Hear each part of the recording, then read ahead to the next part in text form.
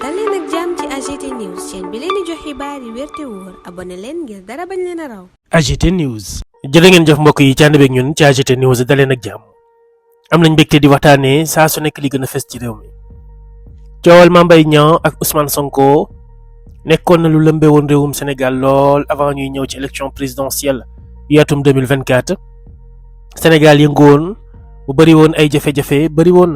xeex yoo xam ne amoon na ci mbedd yi ndax ñëpp dañ gisoon ne candidature bu Ousmane Sonko lañ bëgg invalider bañoon mu bokk ci yooyu la jongante moo taxoon xeetu dossier bu nekk ñu ko doon tijji jëmale ko ci moom gannaaw ba ñu jugee ci mbirum Adji Sarr mbirum Mame Mbaye Niang moom moo ñëwaatoon. coow loolu nag moo mujjee woon xañ Ousmane Sonko bokkam ci élection présidentielle yii ñu weesu ba président Bassirou Diomaye Diakhar Faye daal di koy gagné. dossier boobu nag amoon na rabat d'arrêt boo xam ne mooy tax cour suprême daal di waat mën a xool mbir mi dossier bi ñu mën koo càmbaraat. l'observateur nag xamle na ci samedi bile 21 juin li nga xam ne moo ñeel cour suprême li mu bëgg jëlaat mbir moom lay examiner ko maanaam seetaat ko le 1er juillet gannaaw bi nga xamee ne ay avocats yu Ousmane Sonko daal di woon nañ koy dugal. l'affaire de diffamation entre Ousmane Sonko et Mame Mbaye Niang née des déclarations de l'actuel Premier ministre affirmant détenir un rapport compromettant de l'Inspection générale des finances sur la gestion du programme Prodac connaîtra un nouveau développement. Dans son édition de ce samedi 21 juin, l'Observateur annonce que la Cour suprême doit examiner le 1er juillet le rabat d'arrêt introduit par les avocats de Ousmane Sonko. mi ngi noonu Ousmane Sonko dafa waxoon ne am na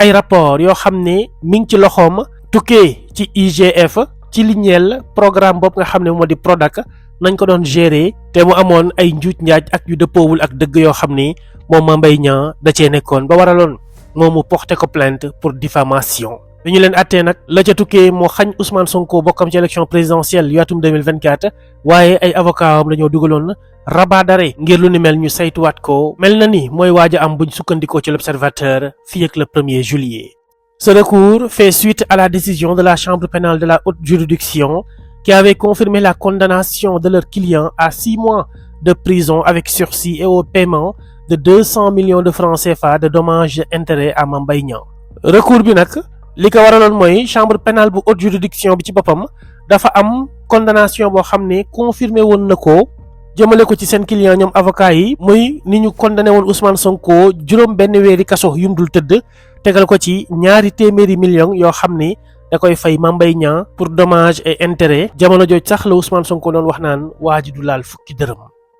À l'époque, Ousmane Sonko, chef de file du parti PASTEF, avait vu sa candidature à la présidentielle de 2024 invalidée à la suite de cette condamnation. Il avait alors désigné Bassirou Diomaye Faye, aujourd'hui président de la République, comme candidat de la coalition Diomaye Président, rappelle la même source. jamono jooju nag Ousmane Sonko mi jiite PASTEF les patriotes dañoo invalidé woon candidature am maanaam mënatul woon bokk ci jongante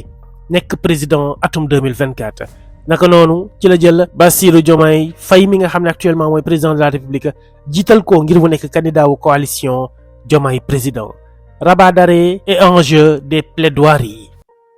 Le quotidien du groupe Futurs Médias croit savoir que le 1er juillet prochain, la Cour suprême rouvrira le dossier pour entendre les plaidoiries relatives au rabat d'arrêt. Les avocats de Sonko avaient à l'époque soulevé une exception d'inconstitutionnalité demandant que la Cour se dessaisisse au profit du Conseil constitutionnel. Ils avaient aussi sollicité l'annulation de l'arrêt de la Cour d'appel du 8 mai, évoquant plusieurs vices de procédure, notamment l'absence de citation à comparaître. kon mi ngi noonu groupe Futurs Médias quotidien moom ba jàpp na ni le 1er juillet bi di ñëw Cour suprême dina tijjiwaat dossier bile ngir mën a déglu yenn plaidoirie yi nga xam ne moo ñeel rabat d'arrêt bi nga xam ne Ousmane Sonko ay avocat wama moom lañ daal di dugal. li nga xam ne nag moo ñeel jamono jooju li nga xam ne moom lañ soulevé woon maanaam yëkkati ko comme ay kaddu jëmale ko ci lu ni mel mooy exception d'inconstitutionnalité te li nga xam ne sàkk woon nañ ko ci cour bi mooy mu bàyyi bi lépp dossier jox ko ñi nga xam ni ñoom ñoo di waa conseil constitutionnel ci lañ waxoon nag ne nañu xool naka la ñuy def ngir annuler arrêt bi nga xam ne cour d'appel jëloon na ko le 8 mai waaye nag dañ doon évoquer itam maanaam di fësal yenn ay vices de procédure maanaam yu dëppoowul ak yoon yi nga xam ne dossier bi fa la jaar comme lu ci mel ni ñàkk citation à comparaître bi nga xam ne ñoom fësaloon nañu ko.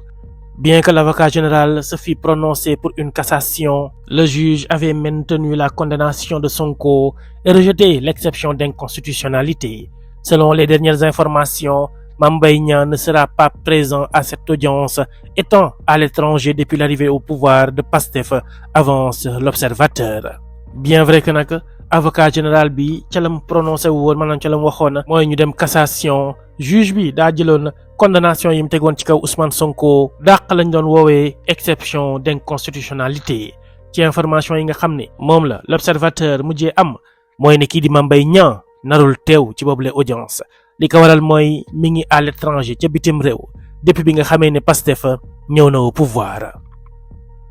Mi ngi noonu kon ndax Mame Mbaye Niang dina ñëw am déet loolu leer na du teg tànkam fii ci réewum Sénégal ndax li ñu jàpp mooy moom bëggut a bokk ci li nga xam ne mooy am actuellement mooy ñi ñuy defal reddition des comptes te moom muy ay mbiram sénégalais yu ci bëri bëgg nañu lu ñu tukkoo bëgg nañu xam ana lan moo ci niveau d'implication. Dossier wam bii nag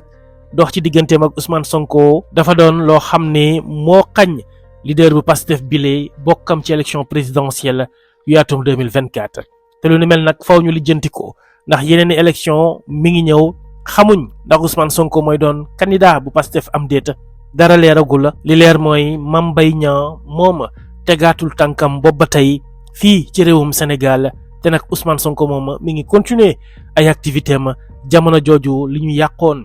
bëri na lool ndax coow li bëri woon na dara waralu ko woon lu dul la mbir mii nga xam ne mooy mbirum diffamation ci lañ xañee Ousmane Sonko bokkam ci élection présidentielle yu atum 2024 ay avocat am nag ñi ngi def seen kéemtalaay kattan ngir lu ni mel ñu daal di koy teggi ci kaw kii di leader bu Pastef mais aussi le premier ministre du Sénégal. Comme niñ leen ko waxee nag Sénégal ay jamono métti woon na lool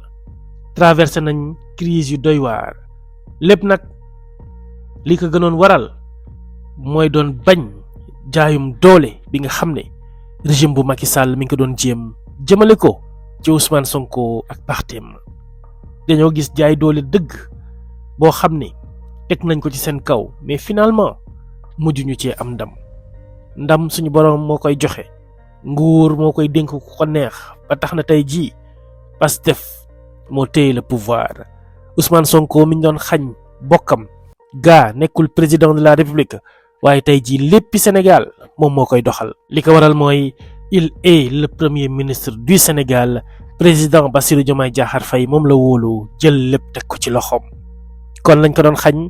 mel na ni moo ñëwaat ci moom lañ ko doon xañ mel na ni moo teguwaat ci loxoom kon amul lenn loo xam ne di nga ko jéem souvent ci nit fekk suñu borom bëggu ko nga ciy am ndam.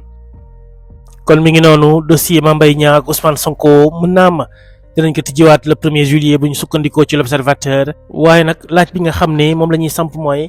ana lan moo tee Mame Mbaye Niang mu ñëw ñibbisi ci réew mi imposer Ousmane Sonko 200 millions yi nga xam ne moom la ko war a jox. jamono bi nga xamee ne ñi ngi nekk ci procès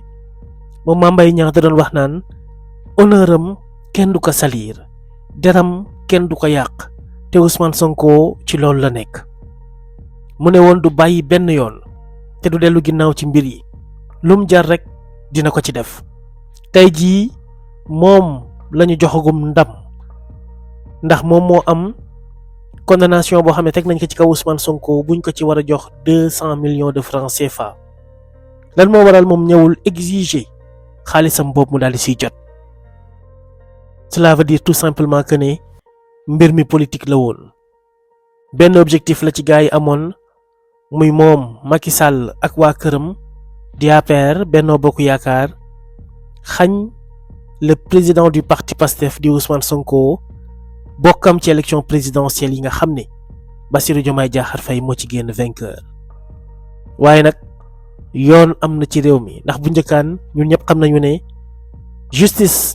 amul woon indépendance bi mu am tey jii kon nag lenn moo ci nekk mooy dañuy déglu xool yoon ana lan lay jël comme dogal bu mujj par rapport ak mbir mu ni mel bu ko defee nag candidature bu Ousmane Sonko mën a leer askanu Sénégal xam ana fan lañ ciy féetee moom ci boppam itam mu ragg deram ba mu set wecc par rapport ak boobu lépp coow te mbirum Prodac boobu war nañ koo leeral la justice war na cee dox bu dee am na ay rapport yoo xam ne fésal na ci lu leer nañ. AGT News.